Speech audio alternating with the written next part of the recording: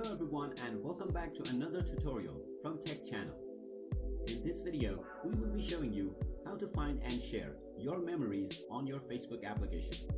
In order to find your memories, first of all, open up the Facebook application on your smartphone.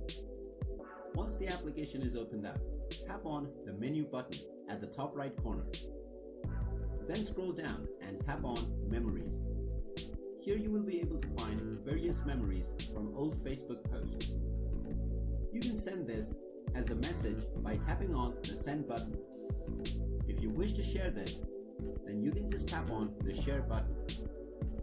You can tag your friends if you wish, and you can set your privacy options by tapping on the privacy settings underneath your name. You can also type in a few descriptions if you wish, and then go ahead and tap on the Post button. And that is all.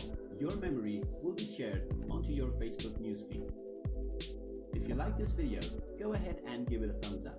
Don't forget to hit the subscribe button and ring the notification bell as well in order to be notified whenever we post a new video.